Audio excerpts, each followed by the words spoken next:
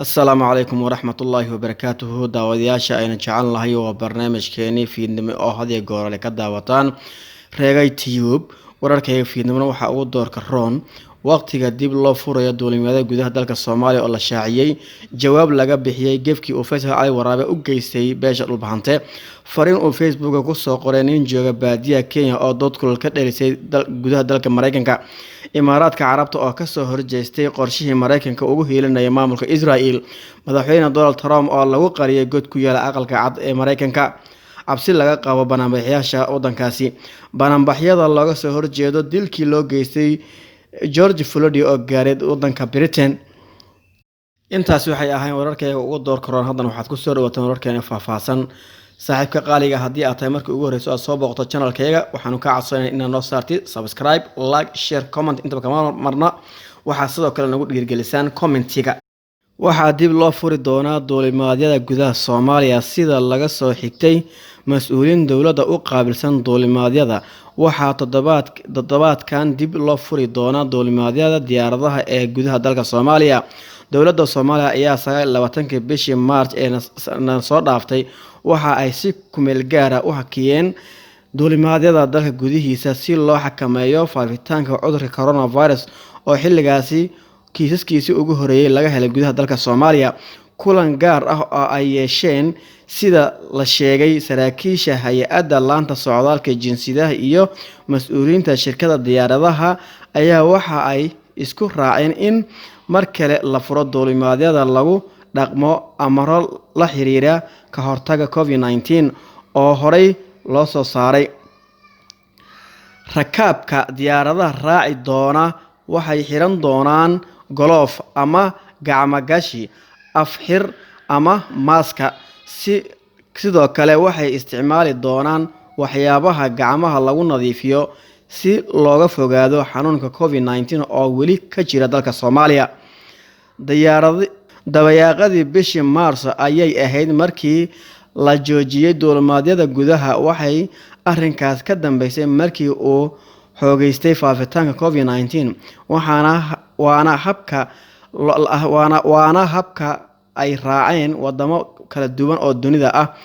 dhammaan xafiisyadii duulimaadyada ee ka shaqeynayay magaalada Muqdisho iyo gudaha dalka Soomaaliya ayaa albaabada loo laabay maadaama aysan jirin wax shaqo ah oo ay qabanayaan balse markaan dib ayay u furmi doonaan muddo kadib haddana aynu aadno maamulka Somaliland gudoomiyaha golaha wakiilada Somaliland mudane Baashe Maxamed Faarax oo warbaahinta kula hadlay magaalada Hargeysa gudaheeda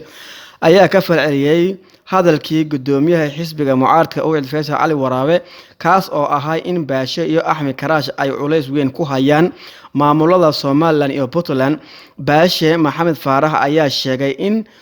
in aan loo dulqaadan karin hadalkaasi wuxuu tilmaamay in uu ka muuqdo nacayb iyo qabyaalad sida uu hadalka u dhigay sidoo kale waxa uu intaasi ku daray in ay dambi tahay in qof gudoomiye xisbi ah in uu ka shaqeeyo isku dirka iyo kala fogeynta beelaha Somaliland waxa kale oo uu gudoomiyaha hoosta ka xariiqay in gudoomiyaha xisbiga mucaaradka Ucid uu si gaar ah u necab yahay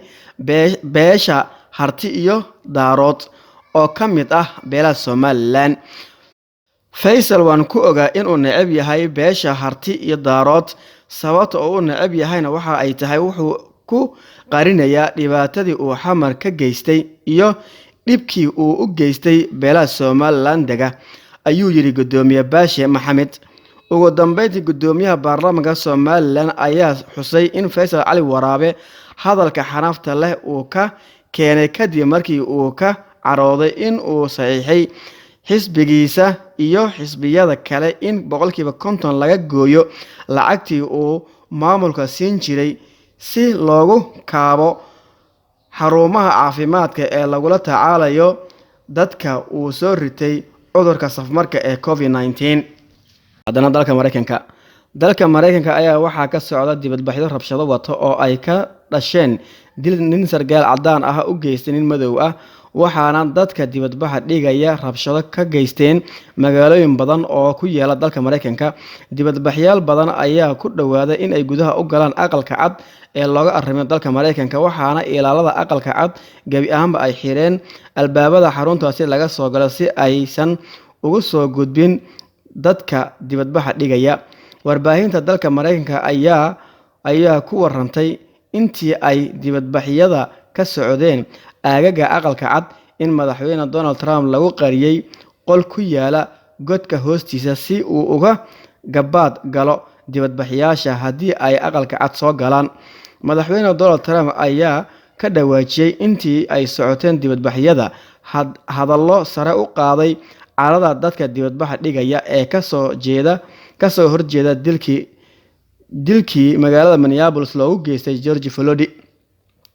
Trump ayaa hore ugu hanjabay haddii dibadbaxayaasha careysan soo galaan xarunta aqalka cad in laga horgeyn doono sida uu tilmaamay eeyo tababaran oo arxan daran iyo hub aan hore loo arag. waa sida uu hadalka u dhigay madaxweyne Donald Trump maalmo ka hor.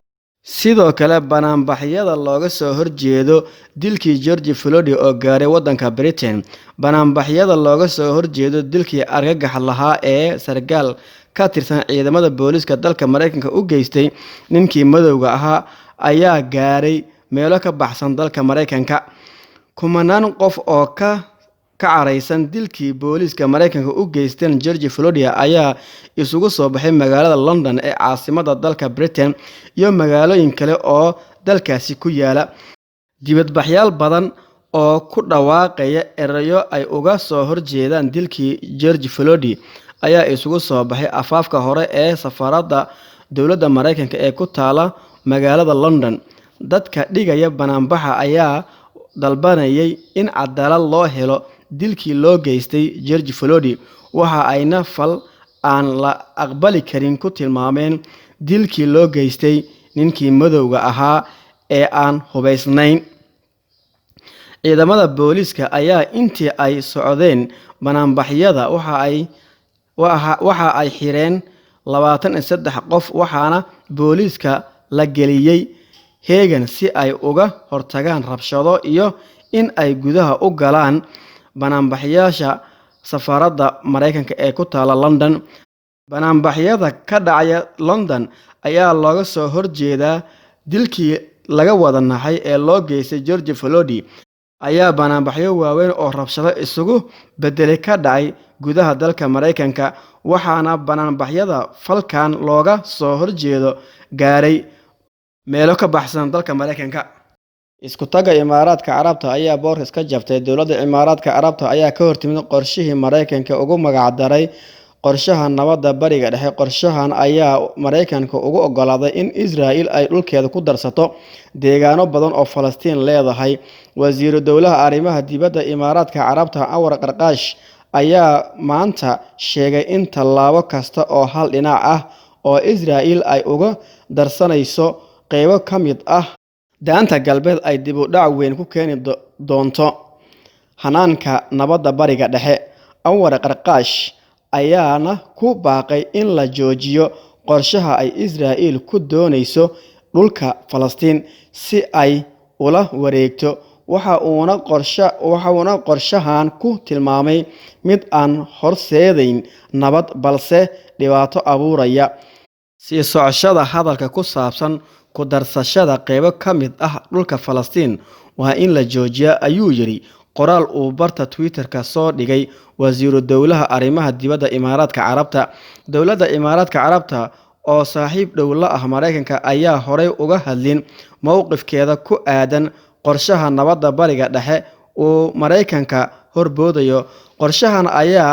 qorshahan ayaana waxaa horey u diiday Falastiin iyo wadamo kale. wasaaraha Israel Benjamin Netanyahu ayaa sheegay in golihiisa wasiirada ay 1 bisha July ay bilaabi doonaan wadaxaajood ku saabsan qorshaha Israel ay madaxbannaanideeda ugu dabaqayso dhul ka mid ah kan Falastiin. Netanyahu ayaa sheegay in qorshaha nabadda bariga dhexe ee uu bishii Janaayo soo bandhigay madaxweyne Donald Trump oo ballan qaadayo aqoonsashada deegaanada Yuhuudda ee daanta galbeed in ay yihiin dhul Israel ay iska leedahay. haddana gudaha Kenya,